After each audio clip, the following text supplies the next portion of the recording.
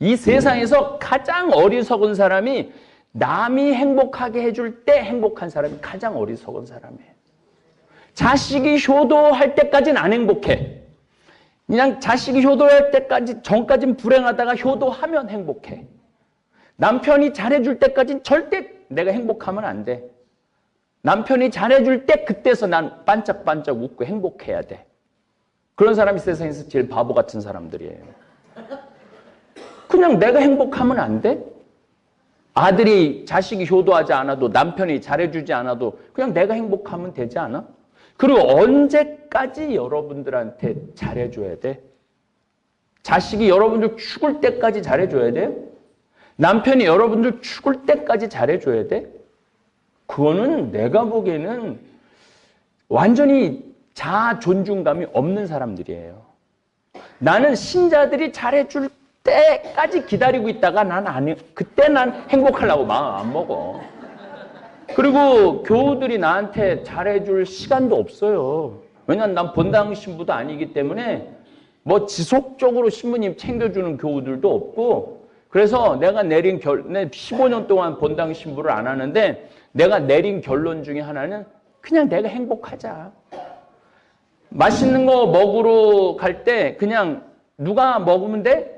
내가 가서 사 먹으면 돼. 누구 돈으로? 내 돈으로. 그래서 여러분들 행복에는 거지 근성을 버려야 돼요. 행복에는 근데 나이를 먹을수록 거지 근성이 생겨.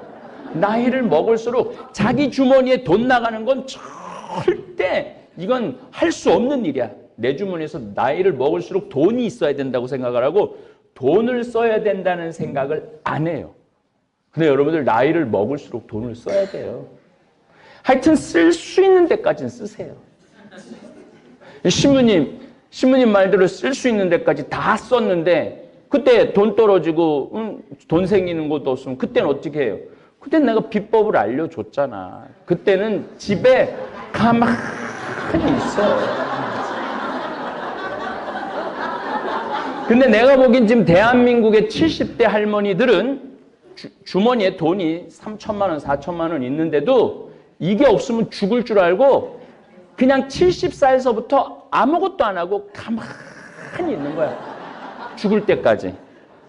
그렇게 사는 거는 참 어리석은 거예요.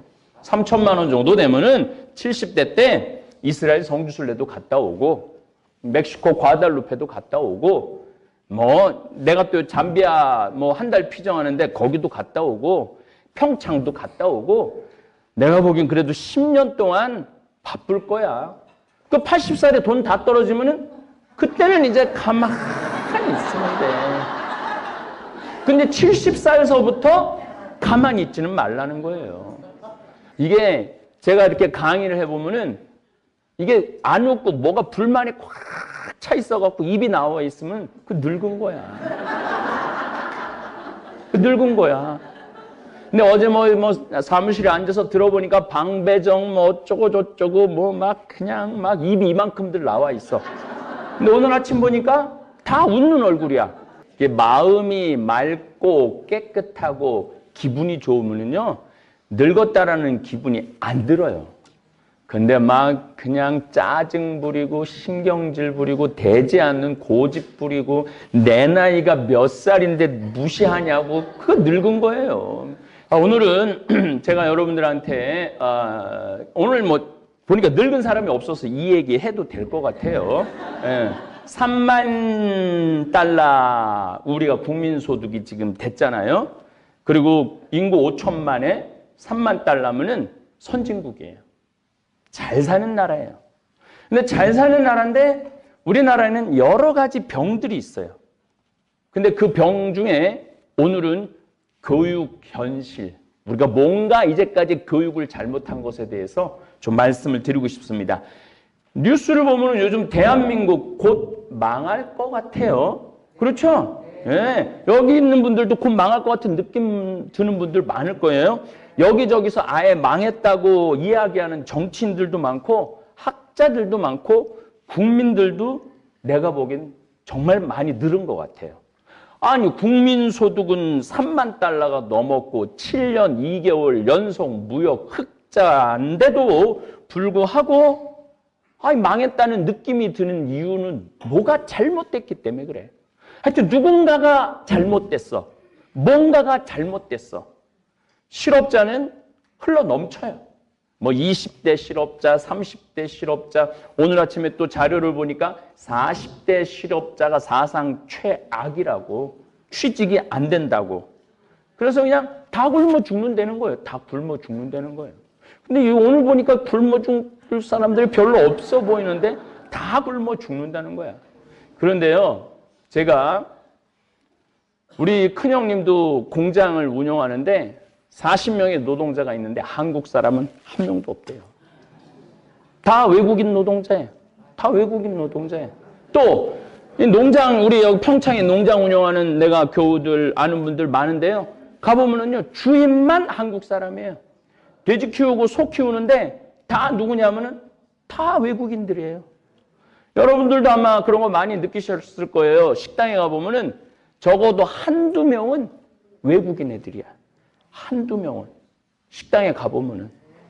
뭐 집에 가사 도우미도 외국인 사람들 많고. 아니, 외국인 노동자가 200만 명이야. 200만 명. 그 외국인들이 돈 다 벌어가는 거야. 우리는 그냥 거의 200만 명의 1년에 10%씩 외국인 노동자들이 한국에 증가한대요. 그러니까 1년에 20만 명씩 들어오는 거라고 보면 돼. 우리나라 대학교 졸업하는 애들 1년에 한 50만 명 되는데 30만 명, 25만 명 취직되고 20만 명 취직 안 된다는 걸 보면은 한 20년 동안 외국인 노동자들이 우리나라 이 젊은이들, 나이 먹은 사람들 일자리를 다 뺏어가는 거야. 그럼 그 사람들이 돈을 쓰느냐? 안 쓰죠. 최소한 먹을 것만 먹고 나머지는 다 어디로 보내? 다 자기 나라로 보내는 거예요. 아니, 그러니까 그 200만 명의 인구가, 우리나라 젊은이들이 200만 명이 공장에서 일을 하고 농장에서 일을 하고 식당에서 일을 하고 돈을 벌어갖고 쓰면은 우리나라 돌아갑니다. 돌아가요. 그러니까 3만 달러가 넘고 5천만 명이 넘는데 아니 일자리는 없다고 그러고 그러니까 200만 명이 20대, 30대, 40대가 돈을 안 벌으니까 물건을 안 사잖아요. 물건을 안 사니까 도소매업이 다 망하고 제조업이 다 망하는 거예요. 그 200만 명이 술도 먹고 옷도 사고 뭐 물건도 사야지 뺑글뺑글 돌아갈 거 아니야. 근데 그 200만 명의 외국인 그러면은 외국인 노동자들이 보통 얼마를 버느냐? 여러분들, 제가 많이 물어봤어요. 외국인들한테. 얼마 정도 받느냐? 대개 300만 원 선에서 돈을 받아요. 대개 300만 원 선에서 월급, 물론 뭐 식당에서 일하는 친구들은 한 180, 뭐 190 정도 받지만 우리 형님 같은 공장 같은 데는 300 정도 받는다는 거예요. 그러니까 40명. 우리나라 애들은 사무직밖에 없고 현장에는 없는 거야, 현장에는.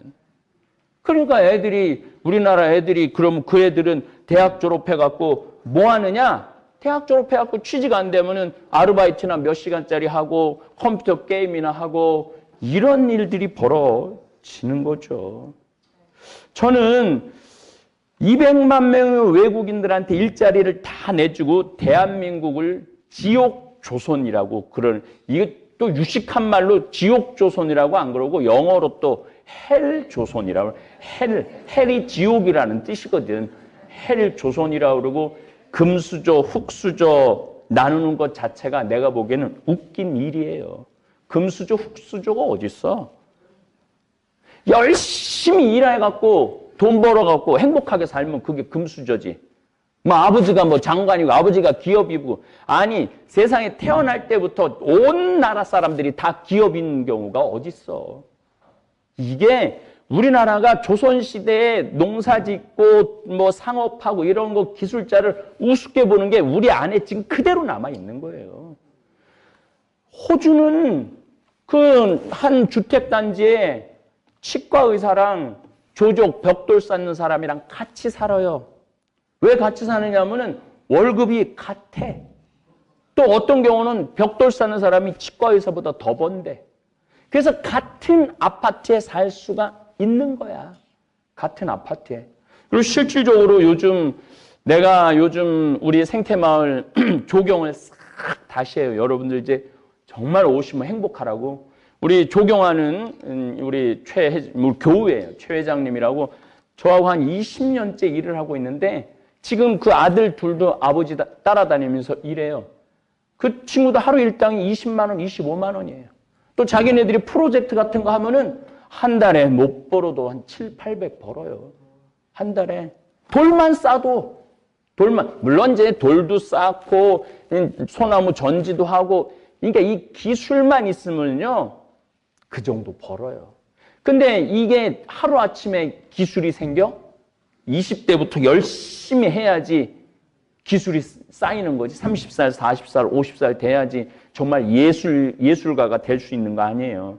그런데 일단은 대학 졸업해갖고 대기업에 취직하지 못하면 그때부터는 흙수저라고 그러면서 일반 중소기업에도 취직을 안 하고 공장에도 취직을 안 하고 이 기술적인 데 취직을 전혀 안 하는 거예요. 그러고 난 다음에 뭐 정부가 잘못됐느니 무슨 뭐 정치가 잘못된 내가 보기에는 가정이 잘못됐어요. 가정이. 대한민국이 불행하다고 생각하는 많은 분들의 그 첫 번째 깊은 병은 1등을 해야 되고 인류대학을 가야 한다는 병이에요. 이 병이 고쳐지지 않는 한 대한민국은 행복하기 쉽지 않아요. 1등도 행복하고 꼴등도 행복하다고 생각해야 돼. 아니 공부 잘하는 게 뭐가 대수야? 잘 외우고 있지. 우리나라 공부 잘하는 건 잘 외워갖고 답 잘 맞히는 건데. 그게 뭐가 그렇게 훌륭한 사람이라고 공부 잘하면 아이고 훌륭하다 그러고 공부 못하면 너 같은 게 이 세상에 왜 태어났냐고 그러고 이게 내가 보기엔 가장 깊은 병이에요. 자식을 하나 둘밖에 낳지 않고 있잖아요 지금요.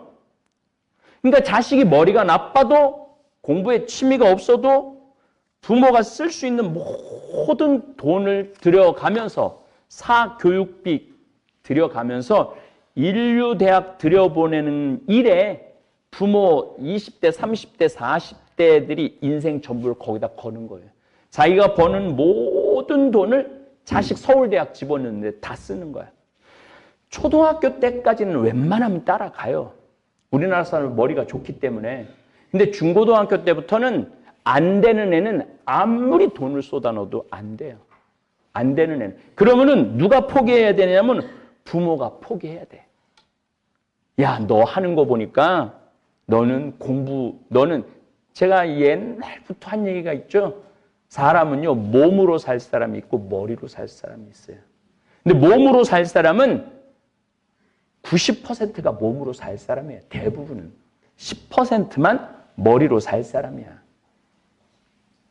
신문이 기준이 어떻게 되느냐? 예전에는 한 반에 한 6, 70명 됐을 때 내가 기준을 반에서 10등 안에 들면은 머리로 사래고 11등부터는 몸으로 살래라고 내가 말씀을 드렸어요. 근데 요즘은 내 친구 중에 선생님이 있는데 한 반에 30명밖에 안 된대.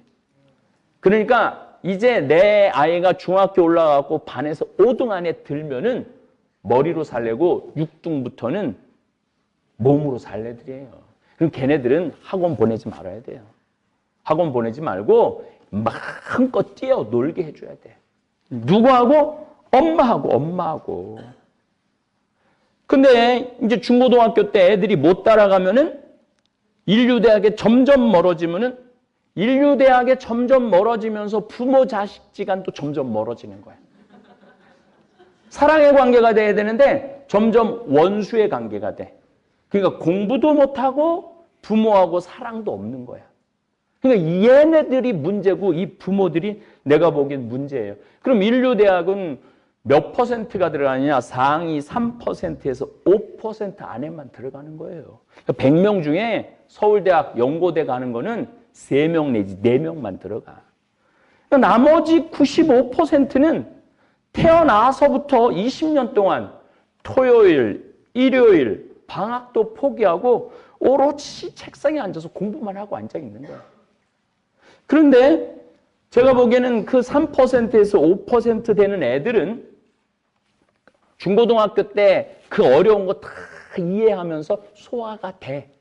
근데 나머지 95%는 이해 안 되는 게, 그래서 수포자, 뭐 영포자, 그 수포자가 무슨 뜻이냐면 수학 포기자야. 수학을 포기할. 그러니까 만약에 중학교 때 수학을 포기하면은 얘는 인류대학 못 가는 거야. 근데 그걸 이해가 안 되는 걸 끌고 가려고 그러니까 애도 괴롭고 부모도 괴롭고 힘든 거죠. 그래서 제가 보기에는 대한민국의 첫 번째 깊은 병은 1등 병이야. 어렸을 때 실컷 뛰어놀고 운동 열심히 해서 몸도 마음도 튼튼한 아이들은 어디에 갖다 놓아도 살아요. 이게 아무것도 아닌 것 같은데 실질적으로 어렸을 때 공부 못한다고 구박 안 받고 괜찮다고 나가서 뛰어놀으라고 그래갖고 실컷 뛰어노는 애들은요, 커서도 아무 문제 없이 살아요. 근데 우리 여기 박 신부님, 박현민 베드로 신부님, 상담소장 신부님이 요즘 상담하러 엄청나게 많이 와요. 내가 보기에는 여기도 지금 상담받아야 될 사람 한 60%는 상담받아야 될 거야. 지금 마음 안에, 지금 자기 안에 있는 그 문제를 해결해야 되는데, 근데 하여튼 여러 케이스가 너무너무 많은데 대부분의 그 젊은 20대, 30대 아이들의 문제는 대부분이 어렸을 때 중고등학교 때 공부 못한다고 구박받은 애들이에요. 대부분이. 왜냐면 어렸을 때부터 엉덩이 두들기고 엄마가 아빠가 안아주고 우리 딸 우리 아들 최고, 꼴등하는데도 우리 아들 우리 딸 최고라고 그러고 그냥 사랑한다고 그러고 꼴등하는데도 계속 그런 애들은요 우울할 수가 없어요. 꼴등하는데 엄마가 우리 아들 최고라고, 공부 못하면 어떠냐고 황 신부님 얘기하는데 벽돌만 싸도 치과의사보다 잘 살 수 있는, 벽돌만 잘 싸도, 돌만 잘 싸도, 조경만 잘해도, 용접만 잘해도, 목공만 잘해도, 망치질만 잘해도 할 수 있어. 망치질 하는데 무슨 미분, 적분, 뭐 루트가 뭐가 필요해. 망치질 하는데 그냥 망치질 계속하면은 그 쌓이게 돼 있거든요. 그러면 애가 스트레스가 없잖아요. 근데 내가 너 같은 거 낳고 미역국 끓여 먹은 내가 미친년이다. 나가 죽어라. 응? 그렇게 공부할 바에 네 아버지가 얼마나 고생해서 너를 공부시키는데 너 이것밖에 못하냐. 계속 이런 소리를 듣는 애들은요 우울증에 걸릴 수밖에 없어요. 또 그런 말을 하는 부모의 영혼은 우울증에 걸릴 수밖에 없는 거예요. 우리가 이 병을 고치지 않으면은 대한민국이 10만 달러 국민소득 돼도 소용없어요. 왜냐하면 나머지 돈은 누가 다 갖고 갈 거냐면 외국인 노동자들이 다 갖고 갈 거예요. 그러니까 우리 그 형님 집에서 지금 한 10년째 일하는 베트남 직원은 한 달에 한 400만 원 정도 번대거든요. 거기에 빌딩을 갖고 있다는 거예요. 빌딩을. 베트남에. 여기 우리 중국 내가 뭐 이제 만나면 물어봐요. 직접 그 중국에 연변에서 온 분들 보면은 자기 지금 뭐 호텔 하나 사놨다고 그러고. 그러니까 여기 있는 돈은 다 어디로 갖고 가냐면은 뭐 중국으로, 베트남으로, 우즈베키스탄으로 다 이쪽으로 다 가는 거야. 그리고 그냥 우리나라는 3만 달러는 넘는데 쫄쫄쫄 라면 끓여 먹고 저기 뭐 편의점에서 도시락 사 먹고 그러면서 흑수저니 뭐니 그런 얘기를 지금 하고 있는 거죠. 정말 수도 없이 제가 여러분들한테 이야기하지만 교육비 쏟아 넣은 돈으로 보험금이나 적금이라도 들어두면 자녀가 청년 실업, 청년 빚에 시달리지 않아요. 내가 애를 딱 낳았어. 그럼 얘한테 쏟아내는 거 나가서 엄마 돈 벌고 그러지 말고 그냥 남편 돈 버는 걸로 먹고 살면서 얘 지금 고등학교까지 전부 다 이제 무상교육이죠. 그러니까 나라에서 다 대주잖아요. 그러니까 거의 학비로 들어갈 게 없어. 그러면 그 20년 동안 한 달에 100만 원씩만 저금을 해봐. 애 졸업할 때 계산해 보니까 2억 4천 모을 수 있어. 얘는 고등학교 졸업하자마자 2억 4천 딱 생기는 거야. 그러니까 20년 동안 학원 안 다니고 맨날 뛰어놀았으니까 애는 튼튼할 거고. 엄마 아빠하고 사랑했다면은 얘는 엄마 아빠하고 원수 안 되고 멀지 않고 아주 가까울 거고 2억 4천 쥐는 거 아니야. 그리고 대학 안 들어가면 대학에 또 들어가는 돈이 보통 한 1억 6천 된다고 그러거든요. 그럼 대학까지 안 가면은 얘는 4억을 질 수 있어, 4억을. 이게 웃을 일이 아니에요. 웃을 일이 아니에요. 절대 웃을 일이 아니에요. 내 이야기를 듣고 어렸을 때부터 자녀 학원 안 보낸 부모들 많아요. 내가 본당 신부할 때 내가 이 이야기한 지 28년 되니까. 그리고 신부님 말대로 정말로 얘네들을 위한 보험, 적금 보뒀는데 학원 안 보내는 돈으로 그 전제 조건이 있죠. 학원 안 보내고 집에서 노는데 누구하고 놀아야 돼? 부모하고 놀아야 돼. 미국은 학교 딱 끝나면은 누구하고 있어야 되냐면 부모하고 있어야 돼요. 만약에 부모가 어디 파티를 가잖아요? 그럼 애 데리고 가야 돼, 파티장에. 그리고 애가 자기네들 모임에 가면은 누가 데려다 줘야 되냐면 부모가 데려다 주고 기다리고 있다가 데리고 와야 돼. 거의 부모하고 같이 있는 거야. 우리나라처럼 일주일에 아버지 얼굴 한번 못 보는 경우, 이거는 부모 자식 관계 아니죠. 자, 그럼 이제 좀 구체적으로 좀 말씀을 드릴게요. 내 조카들이 정말로 서울대학은커녕 서울에 있는 대학도 졸업한 애가 한 명도 없어요. 내 조카가 6명인데. 근데 얘네들이 내 말대로 우리 형제들이 내 말 잘 들었어. 다 모아서 적금을 줬어. 적금을 줬는데 얘네들 가게 하나 차려주는데 1억이 채 안 되더라고요. 번듯한 가게 하나 차려주는데. 그러니까 다 차려준 거예요. 그 돈으로, 학원 안 보낸 돈으로 1억을 차려줬는데 얘네들 지금 우리 첫 번째 한 해는 벌써 대학 졸업한 지 한 거의 10년 정도 되는데 얘는 지금 벤츠 타고 다녀요. 벤츠. 얘는 어느 학교 나왔느냐면 저 천안에 무슨 대학을 졸업했어요. 이게 우리가 대학에 떨어졌다고 인류대학에 못 갔다고 나쁜 놈 죽일 놈 하는 가정 분위기랑 괜찮아. 공부 못해도 괜찮아. 어려운 사람 도와주고 정말로 너 하느님 보시기에 좋은 사람으로 자라면 돼. 엄마 아빠가 사랑해주고. 그런 애들은 사업을 해도 잘하더라고. 얘는 분점까지 냈어. 그래서 내가 얼마 전에 우리 아버님 기일이라 온 이제 조카 이제 손자 손녀들이 다 모였죠. 내가 얘기했어요. 야, 너 요즘 그 이제 조카가 그 사업을 하는 애들이 2명 있는데 니네들 요즘 최저임금이라고 뭐 직원을 줄인다든가 월급을 덜 준다든가 그거 꿈도 꾸지 마. 너 벤츠 타고 다니잖아. 너 네가 데리고 있는 직원 뭐 5명인가 6명이래. 네가 데리고 있는 직원들한테 최저임금 적용하지 말고 보너스 줄 수 있는 거 보너스 주고 할 수 있는 거 해. 그랬더니 참 기분 좋은 소리를 들었어요. 삼촌, 내가 이거를 시작한 지가 한 4년 되는데 그 4년에 시작했던 사람들 다 그대로 있다는 거야. 안 나가고. 그래서 보너스도 주고 그런다는 거야. 그래. 그러면 넌 사업 잘 되고 얘 저 지방대학 나오네요. 저 지방대학 나오네요. 그래서 내가 얘기했어. 너 이제 5년 되면은 그 직원한테 그야말로 쉽게 말하면은 그냥 편의점 직원들이라고 생각하면 돼. 너 5년 정도 지나면 그 직원한테 제주도 가족 여행권 끊어줘. 다 같이 잘 살아야 돼. 너만 잘 살면 안 돼. 그럼 알았다는 거예요. 아니, 그리고 내가 너무 기분 좋았다는 거는 4년, 5년 그 같이 창업했을 때 같이 쭉 왔다는 건 그만큼 잘해줬다는 얘기죠. 잘해줬다는 얘기죠. 막 대한항공에 뭐 조모처럼 막 땅콩 막 안각봤다고 귀싸대기 때리고 무릎 꿇히고 이거는 제가 보기에는 근본 교육 자체가 잘못된 거예요. 1등병에 최고병에 해갖고 다 같이 잘 살아야죠.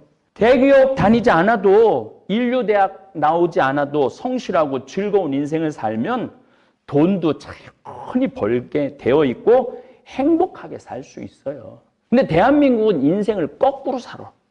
아이 때 행복하게 살아야 어른이 돼서도 행복하게 사는데 아이 때 공부하느냐고 행복할 시간이 없는 거예요.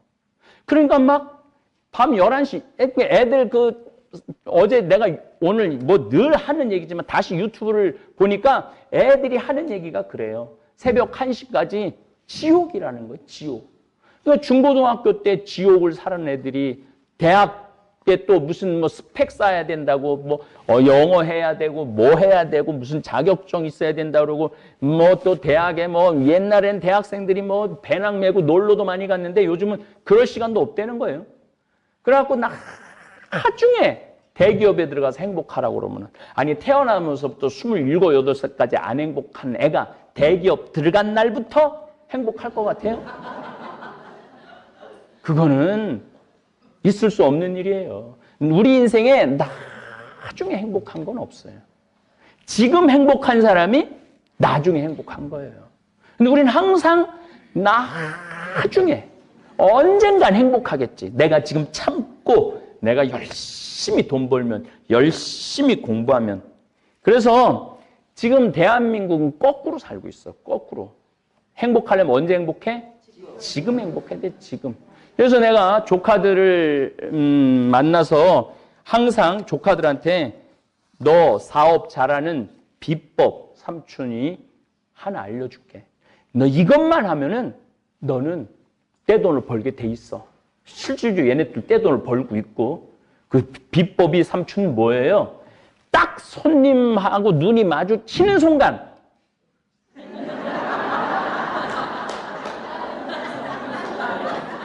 웃어라. 웃어라. 그 물건 사갖고 나가는 손님한테 감사합니다. 그 말만 해라. 그러면은 옆 가게 가던 손님도 니네 가게로 온다.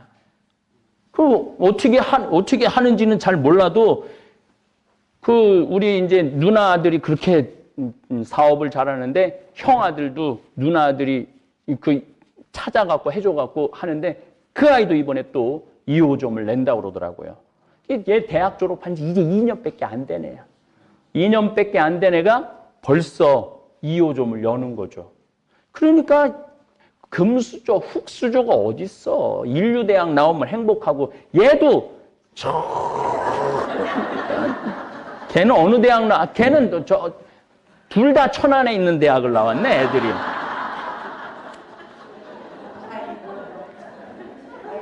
그러니까 대한민국 많은 부모들은 20년 동안 헛돈 쓰고 허송세월 보내는 부모들이 너무너무 많아요. 헛돈이에요, 헛돈. 아니 머리가 이해가 안 되는 애 학원 밤 11시, 12시까지 붙잡아 놓는다고 걔가 서울대학을 가요? 그 시간에 엄마 아빠랑 노는 게 낫지. 근데 엄마 아빠랑 놀면은요 나쁜 생각은 안 해요. 근데 학원에서 자기네들끼리 모여서 학원 보낸다고 다 학원에서 공부한다고 생각하면 여러분들 오산입니다. 그 또래 애들이 모이면은요 나쁜 거는요 금방 퍼져요. 어쨌든 지금 한국은 헬, 조선, 흙수저, 금수저 이런 얘기 하는데 첫 번째 진단이 잘못된 거예요. 취직이 잘못되느니 정부 경제가 무너지니 이거는 완전히 잘못된 진단이에요.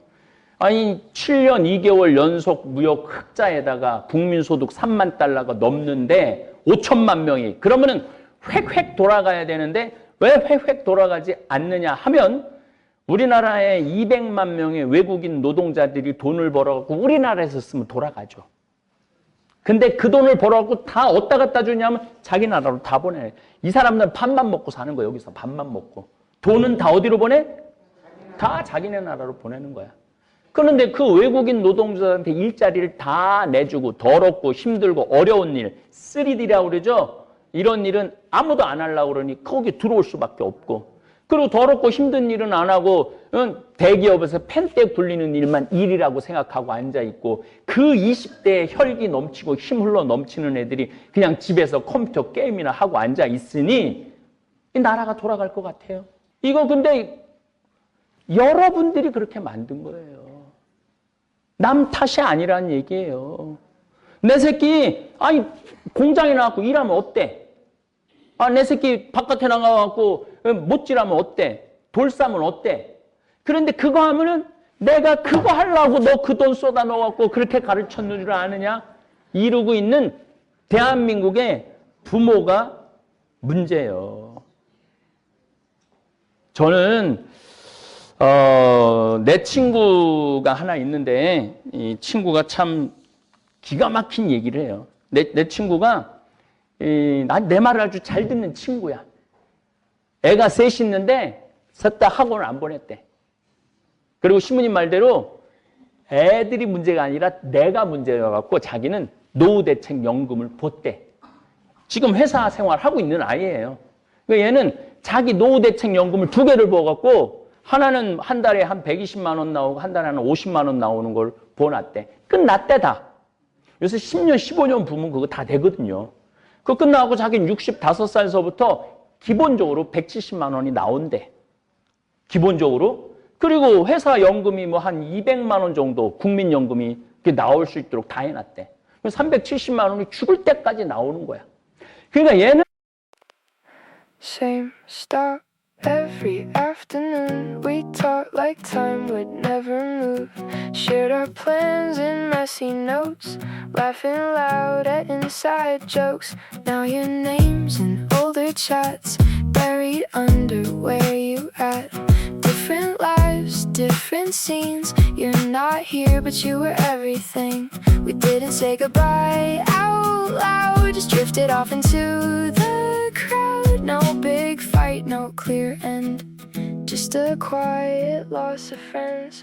We're on different trains tonight, passing through the same old lights. You're a city out of sight, still I know you're somewhere right. Different trains.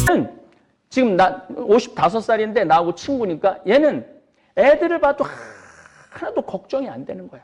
아무리 공부를 못하고 제대로 학교를 못 나와도. 그러니까 뭐 애들이 뭐 물리치료사 뭐 이런 거 저런 거 뭐 다 해갖고 그냥 버는데도 걔네들도 스트레스 하나도 안 받는 거야. 아, 나 65살서부터 죽을 때까지 한 달에 한 370만 원 나오는데 뭐 애들이 만약에 굶는데 와서 먹어. 자기는 늙어서도 돈이 나오니까. 근데 이거를 할 수 있었던 유일한 이유는 학원을 안 보낸 돈으로 노후대책연금을 든 거야. 그러니까 우리나라의 이 병 중에 하나가 애가 대학을 떨어지면은 엄마가 이렇게 얘기해요. 너하고 나하고 접시에 코 박고 죽자.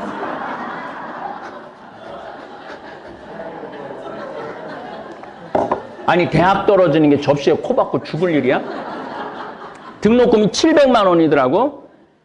그 다음에 얘가 좀 멀리 가면은 방세, 책감, 생활비 이런 거 다 합치면은요, 보통 한 학기에 1,000만 원 정도 들어가요. 그 4년이면은 8천만 원이야, 8천만 원. 그 어쩌고저쩌고 하면 1억. 거기다가 또 엄마 나 중간에 해외 연수 좀 보내줘. 그럼 막 2억 훌쩍 넘어가는 거. 그 2억하고 한 살서부터 20살 때까지 2억하고 얘는 그거를 전부 다 노후대책연금으로 부어둔 거야. 그러니까 돈 자연스럽게 나오고 애한테 스트레스 안 주고 부모도 처음부터 포기했으니까 우리 애가 서울대학을 못 들어가고 패배감 이런 거 하나도 없고 그리고 죽일 놈 살릴 놈 너 같은 거 낳고 내가 미역국 끓여 먹은 내가 미친년이다 미친놈이다 이런 얘기 안 해도 되고 애들도 토요일 날 일요일 날 엄마 아빠랑 언제나 식사하고 맛있는 거 하고.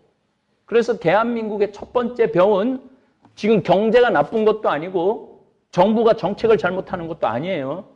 누가 정책을 잘못하느냐? 부모가 정책을 잘못하는 거예요. 부모가.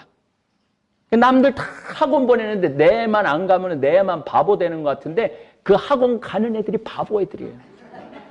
학원 가는 애들이 학원 보내는 부모가 바보고.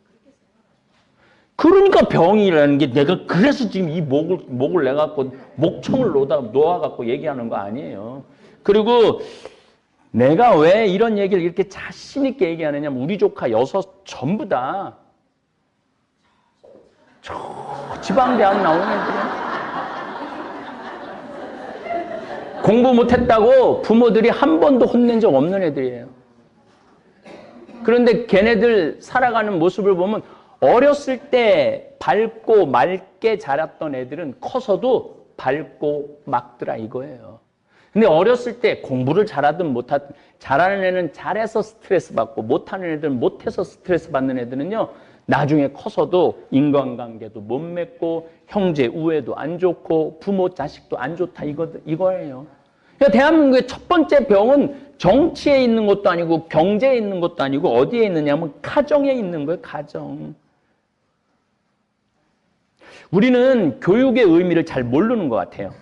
교육은 학교가 시키는 것이라고 생각하고 부모는 애한테 아무것도 안 가르쳐. 근데 여러분들 교육하고 공부는 다른 거예요. 교육은요. 인간이 어떻게 살아야지 인간답게 살 수 있고 어떻게 살아야지 행복하게 살 수 있고 이걸 가르치는 게 교육이에요. 공부는 수학, 영어 잘하는 게 공부지. 그러니까 대한민국 애들은 공부는 배워도 교육은 안 배우는 거야. 이거 문제가 많지 않아요?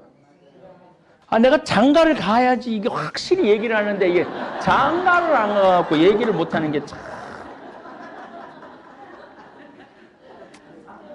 유대인들을 얘기를 좀 할게요. 제가 한번 유대인의 교육에 대한 이야기는 한번 따로 꼭지를 내서 여러분들한테 말씀을 드리겠습니다. 유대인들은 13살이 되면은요, 애 통장에 5만 달러를 넣어준대요. 5천만 원을. 그래갖고 그걸 가지고 애하고 얘기를 했는데 어느 주식, 우리처럼 또 무슨 뭐 위험한 주식 뭐 이런 거 말고 그냥 5년, 10년 묻어둘 주식을 애하고 상의해서 사둔대. 그래갖고 13살짜리가 5천만 원이 자기 통장에 있고 그 주식에 가 있어. 그래갖고 일주일에 한 번, 2주일에 한 번 엄마 아빠하고 꼭 확인을 한대요. 야, 주식이 올랐다. 그러면 얘는 왜 올랐는지 왜 떨어졌는지 정치, 경제, 세계 다 그냥 공부되는 거야. 아니 내 주식이 지금 오르고 내 주식이 떨어졌는데 그것도 13살짜리 애 통장 안에 5천만 원 있어갖고 들락날락 하는데 얘가 사회, 경제, 정치에 관심이 있겠어요 없겠어요? 제대로 된 교육을 해야 되는데 우린 그냥 학원만 보내면 있는 돈 없는 돈 쏟아갖고 좋은 학원, 강남에 해보는 그게 교육이라고 생각하는 게 병 중에 병이라는 거예요. 대학은 나왔지. 20년 동안 그렇게 해갖고 내가 말하는 대학은 인류대학 얘기 아니에요. 그냥 대학 나온 얘기 하는 거예요. 그냥 대학은 나왔는데 자기가 인류대학 나왔다고 착각하는 거예요. 그래서 더럽고 힘들고 어려운 일은 안 하고 양질의 일만 찾아 떠나기 때문에 더럽고 힘들고 어려운 일들은 외국인 아이들이 다 하는 거예요. 그래서 그 돈 다 자기네 나라로 보내고 우리는 일이 없다. 경제가 안 돌아간다. 20대, 30대, 40대가 돈을 써야지 경제가 돌아갈 거 아니야. 근데 얘네들이 돈을 벌어야지 돈을 쓸 거 아니야. 그럼 취직을 해야 되는데 대기업은 5%, 10%밖에 못 들어가고 나머지 못 들어가면은 그때부터 헬 조선인이 흑수전이 그렇게 얘기를 하는 거예요. 여기 내가 이제 문경도 이제 집을 이제 짓기 시작을 할 건데 거기 보면은요 다 외국인 애들이 와서 집을 줘요. 그러니까 집도 다 외국인 애들이 다 벌어 가는 거야. 기술이 없는 나라는 망할 수밖에 없어요. 베네수엘라는 석유 매장량이 세계 1위인데 모든 물품을 수입을 해서 썼어요. 기술을 축적하지도 않고 종이 만드는 공장도 없었어요. 결국 석유가 이렇게 펑펑 나오는데도 먹을 물이 없어서 나라를 탈출하는 사람이 수백만 명이에요. 지금 젊은이들이 기술자로 산업 전선에 뛰어들지 않으면 앞으로 20년 이내로 짧게는 10년 이내로 우리나라 베네수엘라 꼴 날지도 모릅니다. 시골의 농사도 외국인 노동자가 짓고 소, 돼지도 키우는 농장도 외국인 노동자가 짓고 공장에 납땜하는 것도 외국인 노동자가 하고 프레스 찍어내는 것도 외국인 노동자, 외국인이 흘러 넘치고 있어. 하다못해 옷 만드는 공장도 외국인이 와서 하고 있어요. 젊은이들이 우리나라 대한민국 젊은이들이 기술을 배워서 10년, 20년 후에는 장인으로 성장할 수가 있는데 모두 펜떼 굴리는 회사에만 취직하려고 하니 이 나라가 제대로 굴러갈 리가 없죠. 제가 20년 전에 이제 자식 안 낳는 세상이 올 거라고 강의했어요. 20년 전에. 한번 뒤져봐요. 내가 그 얘기 했어. 이제 자식 안 낳는 세상 올 거다. 근데 정확하게 맞았죠? 그리고 20년 전에 여러분들 안 죽는다고 내가 얘기했는데 정확하게 맞았죠? 네? 정확하게 맞았죠? 내가 또 얘기할 거예요. 지금 더럽고 힘들고 어려운 일에 20대 애들이 기술을 배우지 않으면 우리나라 20년 후에 망해요. 망하게 돼 있어요. 그래서 이 국민들이 이 생각을 바꿔야 돼. 그래서 나는 이거 아무리 말해도 소용이 없더라고. 그래서 내가 아주 요즘 가슴이 벌렁벌렁거리는 프로젝트 하나를 내가 지금 생각하고 있어요. 이제 문경이 뜻하지 않게 생겼잖아요. 그럼 여기는 뭐 피정객들이 너무너무, 여긴 정말 피정하는 분들이 오는 거야. 근데 문경은 많은 프로젝트를 할 수 있겠더라고요. 거기는 땅도 넓고 할 수 있는 공간이 너무너무 많아. 그래서 열심한 우리 젊은 천주교 신자들, 저지방대학, 난 저지방대학까지 갈 것도 없다고 생각해. 이 강의를 듣는 대한민국 천주교 신자, 열심한 신자 엄마 아빠들 내 말을 잘 새겨 들으세요. 나는 한다고 그러면 거의 하니까. 문경에 정말로 열심한 아이들 대학 졸업하지 않아도 아무 상관없어. 우린 지금도 대학 졸업하나 고등학교 졸업하나 첫 월급은 230만 원이야. 그 월급 우리 많이 주더라고. 내가 어저께 자료를 보니까 첫 월급은. 그리고 나는 학력 전혀 따지지 않는 사람이야. 내가 보기엔 여기 명문대학 나온 사람들 많이 왔다 갔는데 일주일 만에 가는 사람 많아요. 그래서 내가 명문대학 우습게 보는 거예요.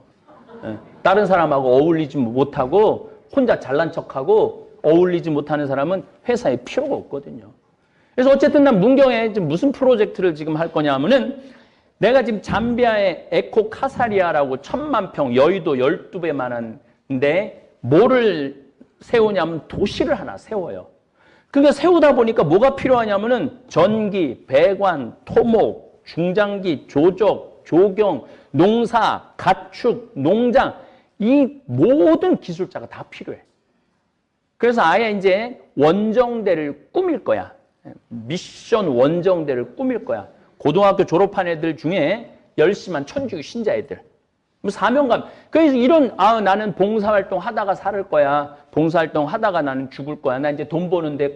사실은 3만 달러가 넘으면은 그렇게 살아야 돼요.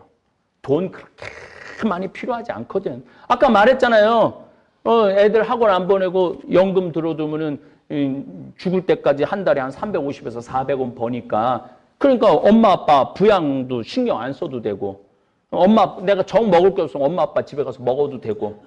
그리고 그냥 막 경쟁사회에 뛰어들어가고 막 서로 막 시기하고 질투하고 막 시험 봐갖고 떨어지고 막 밀어내고 막 끌어내리고 막 이러지 말고 이런 기술을 다 배우면은 한 번에 50명씩 젊은이들 팀을 만들어갖고 카사리아 도시 건설하는데 보낼 거예요. 월급을 안 주느냐? 최저임금 230만 원 적용해갖고. 그러니까 얘네들은 기술도 있고 가서 이 아프리카의 도시도 건설하고 의미 있게 사는 거지. 그리고 그렇게 살다가 보면 인생이 참 즐거워요. 내가 시키는 대로만 살면은 즐겁게 살 수 있어. 시키는 대로만. 그래서 옆에 지금 앙골라, 탄자니아, 이 나미비아 이런 나라들이 있는데 많이 우리 이런 프로젝트를 해달라고 많이 오는 거야. 그러니까 제1원정 별동대, 제2원정 별동대 이렇게 해갖고 정말로 우리나라에 머리 나쁘고 마음 착하고 몸 튼튼한 애들만 뽑아갖고 문경에서 이제 영적인 훈련이 돼갖고 그래갖고 그런 데 가갖고 봉사활동 하면은 거기만 보낼 거야? 인도, 남미 얼마나 보낼 데가 많아요. 시무인 그 돈은 어디서 돈은 난 한 번도 걱정한 적이 없어요. 걔네들이 그렇게 하면 그 값 다 해. 다 자기 볼 건 다 하더라고.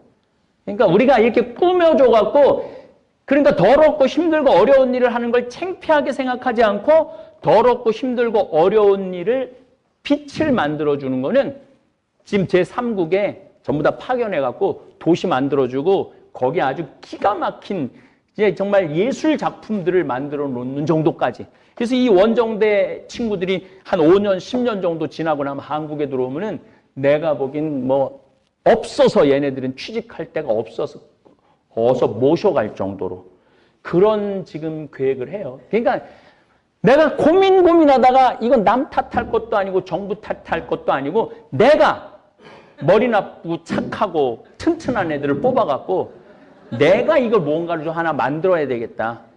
이게 어떻게 보면은 이 운동이 성공을 하면은 아마 우리나라에 좋은 표본이 되지 않을까 그런 생각을 합니다. 이 인생은 길어졌습니다. 의학의 발달과 생활 수준의 향상 덕분에 우리는 이전 세대보다 훨씬 더 긴 시간을 살아갑니다. 그런데 이 길어진 인생 앞에서 많은 분들이 막연한 불안을 느낍니다. 특히 자녀를 둔 부모라면 아이의 미래를 위해 지금 이 순간 무엇이든 해주어야 한다는 강박에 사로잡히기 쉽습니다. 학원비로 통장이 비워지고 아이의 성적표를 볼 때마다 가슴이 철렁 내려앉습니다.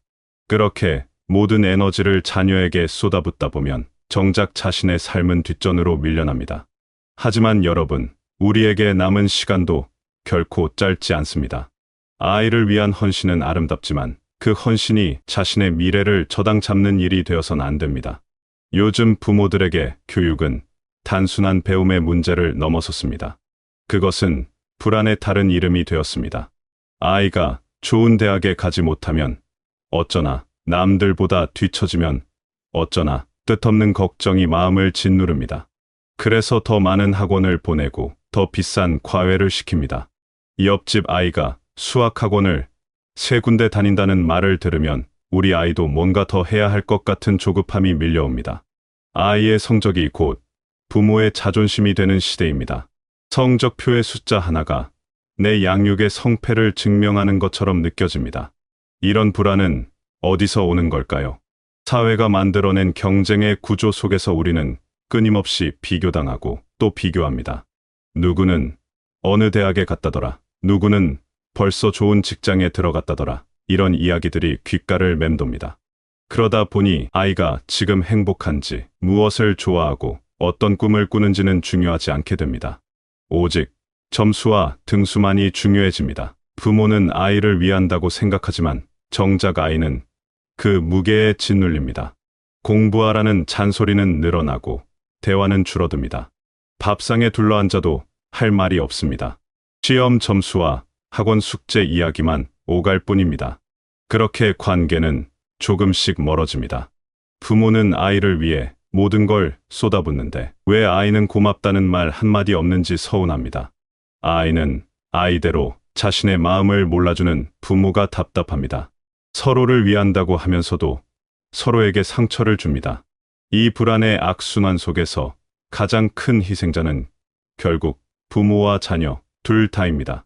부모는 지쳐가고 아이는 마음의 문을 닫습니다. 이것이 정말 우리가 원했던 교육의 모습일까요? 진짜 교육은 무엇일까요? 비싼 학원에 보내고 유명한 선생님을 찾아다니는 것이 교육의 전부는 아닙니다. 물론 아이에게 필요한 배움의 기회를 제공하는 것은 중요합니다. 학교 공부를 따라가는데 도움이 필요하다면, 아이가 진심으로 좋아하는 분야를 더 깊이 탐구하고 싶어 한다면 그런 배움은 의미가 있습니다. 하지만 실제로는 어떤가요? 아이가 원하지도 않는 학원에, 성과도 보이지 않는 곳에 계속 보내면서 단지 남들도 다 한다는 이유로 뭐라도 해야 할 것 같다는 불안 때문에 돈을 쓰고 있진 않나요? 교육의 본질은 삶을 배우는 것입니다. 수학 공식을 외우고 영어 단어를 암기하는 것도 필요하지만 그것만으로는 충분하지 않습니다. 아이가 세상을 살아가는데 정말 필요한 것은 무엇일까요? 책임감, 배려심, 회복 탄력성, 자기 자신을 돌보는 법, 다른 사람과 건강하게 관계 맺는 법, 실패를 받아들이고 다시 일어서는 용기, 이런 것들은 학원에서 가르쳐 주지 않습니다. 부모와의 관계 속에서, 일상의 경험 속에서 배우는 것들입니다. 함께 밥을 먹으면서, 이야기를 나누면서, 때로는 갈등하고 화해하면서 배우는 삶의 기술들입니다. 아이가 설거지를 도와줄 때, 동생과 장난감을 나눠 쓰는 법을 배울 때, 약속을 지키고 실수를 인정하는 법을 익힐 때, 그것이 바로 교육입니다.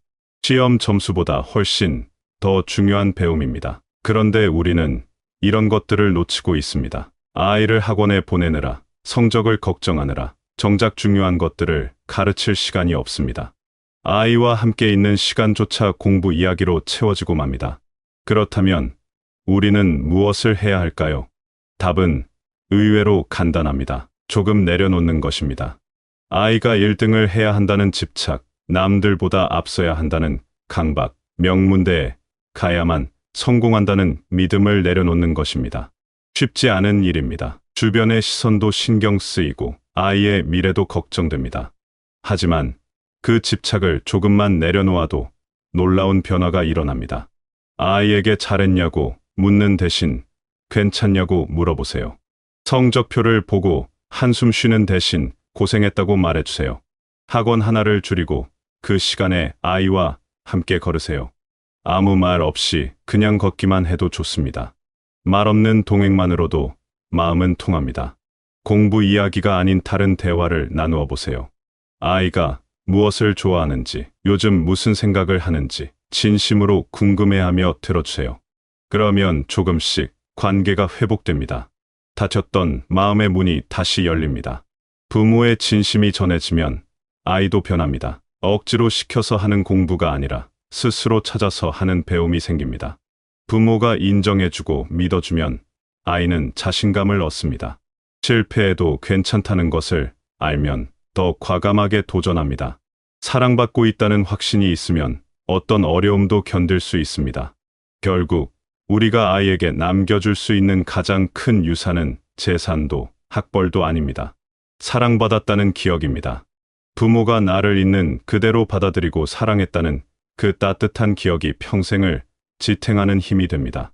이제 우리 자신에 대해 이야기해 보겠습니다. 많은 부모들이 자녀를 위해 헌신하면서 자신의 삶은 뒤로 미룹니다.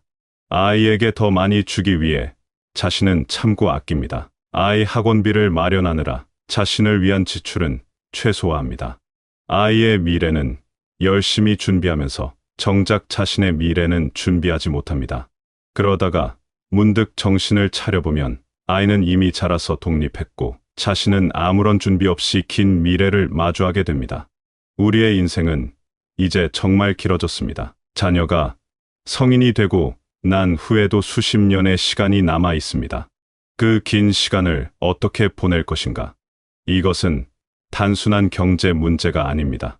삶의 질과 존엄성의 문제입니다. 자녀에게 짐이 되고 싶지 않다면 스스로를 돌볼 수 있는 힘을 길러야 합니다. 그것이 부모로서의 마지막 책임일 수도 있습니다. 불필요한 사교육비를 한번 점검해 보세요. 아이가 진짜 원하지도 않고 성과도 없는 학원이 있다면 과감히 정리하세요. 그 돈으로 미래를 준비하세요. 연금을 들거나 안정적인 자산을 조금씩 쌓아가세요. 당장은 아이에게 덜 해주는 것 같아 마음이 불편할 수 있습니다. 하지만 장기적으로 보면 이것이 아이를 위한 일이기도 합니다. 경제적으로 안정된 부모는 자녀에게 심리적 짐을 주지 않습니다. 자식 걱정 없이 자기 인생을 살 수 있는 부모의 모습이 자녀에게는 오히려 안심이 됩니다. 또한 자신을 위한 투자도 필요합니다. 건강을 챙기세요. 몸이 건강해야 긴 인생을 견딜 수 있습니다. 새로운 것을 배우고 관심사를 넓혀보세요. 자녀 이외의 다른 관계들도 소중히 하세요. 친구도 만나고 취미도 가지고 자신만의 즐거움을 찾으세요. 아이만 바라보고 살다가 아이가 떠나면 텅 빈 마음을 어찌할 수 없게 됩니다. 하지만 자신의 삶이 충실하면 자녀의 독립도 자연스럽게 받아들일 수 있습니다. 자녀도 부담 없이 자기 길을 갈 수 있습니다. 이 모든 것은 결국 균형의 문제입니다. 자녀를 사랑하되 집착하지 않는 것, 최선을 다하되 자신을 잃지 않는 것, 현재를 살되 미래도 준비하는 것. 이런 균형을 잡는 것이 쉽지는 않습니다. 주변의 압력도 있고 내면의 불안도 있습니다. 하지만 한 발짝씩 나아가면 됩니다. 완벽하지 않아도 괜찮습니다. 조금씩 변화하려는 노력 자체가 의미 있습니다. 자녀 교육에 대한 집착을 내려놓는다는 것은 자녀를 포기하는 것이 아닙니다. 오히려 진정으로 자녀를 위하는 것입니다. 아이를 믿고 아이의 길을 존중하며 아이가 스스로 배우고 성장할 수 있도록 지켜봐 주는 것입니다. 때로는 지켜보는 것이 개입하는 것보다 더 큰 사랑입니다. 아이를 통제하려는 욕구를 내려놓고 아이의 선택을 응원하는 것. 그것이 성숙한 부모의 자세입니다. 그리고 자신의 인생도 소중히 여기는 것입니다. 부모이기 이전의 한 사람의 인간으로서 자신의 행복도 중요하다는 것을 인정하는 것입니다. 자녀를 위해 모든 것을 희생하는 것이 미덕처럼 여겨지던 시대도 있었습니다. 하지만 이제는 다릅니다. 부모도 행복할 권리가 있습니다. 아니, 부모가 행복해야 자녀도 행복합니다. 불행하고 희생적인 부모의 모습은 자녀에게 짐이 될 수 있습니다. 오히려 자기 삶을 즐기며 사는 부모의 모습이 자녀에게 긍정적인 영향을 줍니다. 교육은 중요합니다. 자녀의 성장을 돕는 것도 중요합니다. 하지만 그것이 전부는 아닙니다. 삶에는 교육보다 더 중요한 것들이 많습니다. 사랑, 관계, 건강화. 이런 것들은 학원에서 배울 수 없습니다. 성적표에 나타나지도 않습니다. 하지만 인생을 살아가는데 가장 필요한 것들입니다. 여러분, 조금 쉬어가도 괜찮습니다. 모든 것을 완벽하게 할 필요는 없습니다. 남들과 비교하지 마세요. 각자의 가정에는 각자의 사정과 속도가 있습니다. 느리게 가도 됩니다. 때로는 멈춰서 쉬어가도 됩니다. 중요한 것은 방향입니다. 불안과 강박이 아닌 사랑과 신뢰로 나아가는 것입니다. 자녀와의 관계도 자신의 미래도 모두 지금부터 시작하면 됩니다. 늦었다고 생각하지 마세요. 지금이 바로 시작할 때입니다. 오늘부터 아이에게 조금 더 따뜻한 말을 건네보세요. 오늘부터 자신을 위한 작은 준비를 시작해보세요. 작은 변화들이 모여 큰 변화를 만듭니다. 교육 집착을 내려놓는다는 것은 포기가 아니라 지혜입니다. 무엇이 정말 중요한지 아는 것, 우선순위를 바로 세우는 것, 그것이 진짜 어른의 공부입니다. 이 인생의 후반을 준비하는 것도 공부입니다. 자녀를 믿고 기다려주는 것도 공부입니다. 자신을 사랑하는 법을 배우는 것도 공부입니다. 이 모든 변화의 시작은 작은 결심에서 출발합니다.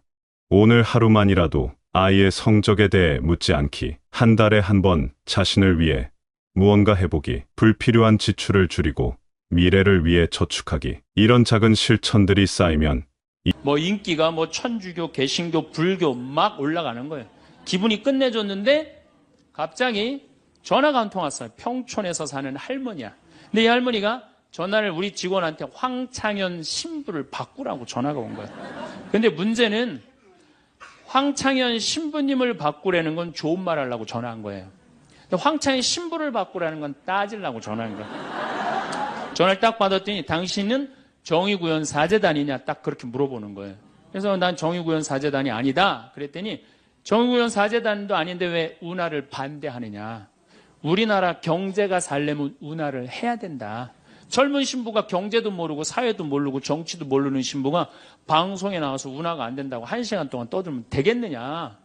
그리고 당시 수원교구 주보에다가 운하 안 된다고 한 달을 주보에다 써내는데 그 60만 명, 70만 명이 읽는 주보에다 그런 글을 쓰면 되느냐. 그리고 당신 앞에 행복론 강의도 하나도 재미없었다. 나와서 방송 나와서 강의하지 말아라. 그래서 전화를 탁 끊는 거예요. 제가 기분이 좋았겠어 나빴겠어요? 기분은 나빴지만 그 할머니 때문에 화를 주체하지 못해서 내가 목을 매갖고 자살을 해야 되겠다. 이 생각은 안 했어요. 생각이 다 틀린 거예요. 생각이 틀리고 상황이 다 틀린 거예요. 내 강의를 듣는 사람이 10,000명이라면 10,000명 중에 5,000명은 나하고 생각이 같을 수 있어요. 근데 5,000명은 나하고 틀릴 수 있어요. 5,000명이 틀리다고 그 5,000명 때문에 화낼 필요는 없다. 아, 나하고 틀릴 수도 있구나. 이렇게 생각하면 마음이 편안하거든요. 근데 그런 것 때문에 뭐 화를 내고 열낼 일이 뭐가 있어요.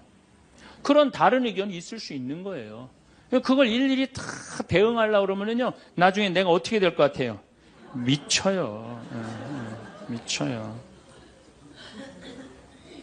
사람은요, 동그란 사람이 있고, 네모난 사람이 있고, 세모난 사람이 있고, 별난 사람이 있어요. 그렇죠?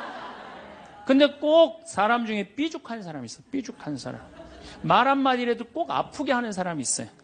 그래갖고 내가 그냥 마음 먹고 파마를 싹 했단 말이야. 마음 먹고.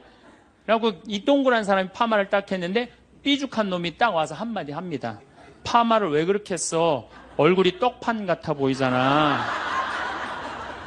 그럼 이 동그란 사람 피가 뚝뚝 떨어져요, 안 떨어져요? 뚝뚝 떨어지는데 동그란 사람 특징은 뭐냐? 남한테 싫은 소리 하면 안 되는 줄 알고 있는 거예요. 그러니까 동그란 사람이 그렇게 내 가슴에 피가 떨어지면 한마디 해줘야 될 거 아니에요. 내가 떡판이든 뭐든 네가 무슨 상관이냐 이렇게 얘기를 해야 되는데 동그란 사람은 파마를 왜 그렇게 해서 얼굴이 떡판 같잖아. 그러면 동그란 사람이 뭐라고 그러냐면 그러게 해다 보니 그렇게 됐네. 이 동그란 사람 여러분들 삐죽한 사람 만나야 돼, 만나지 말아야 돼?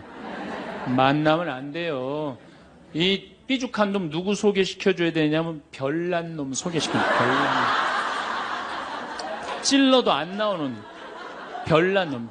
슈바이처 박사는 물 없는 강처럼 기쁨 없는 그리스도인, 기쁨 없는 신앙, 기쁨 없는 사람이 세상을 피곤하게 한다는 거예요. 여러분들 성당에서 나온다고 딱 모임을 가졌는데 그냥 우울하게 이렇게 앉아있으면은 그 사람 보고 있으면은 피곤해요, 안 피곤해요? 반짝반짝 웃는 사람이 있으면은 기분 좋아요, 안 좋아요? 이게 기쁨이라는 게 굉장히 중요한 거예요.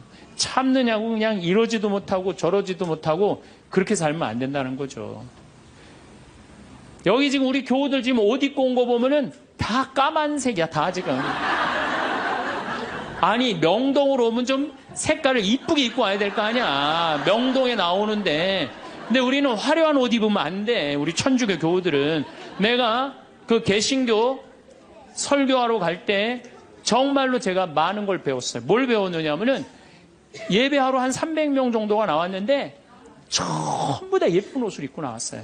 정말로. 정말로 축제에 오는 것 같은. 그러니까 주일 예배하러 오는 것 같은. 근데 우리 지금 여기도 지금 얼마나 까만지 몰라요, 지금.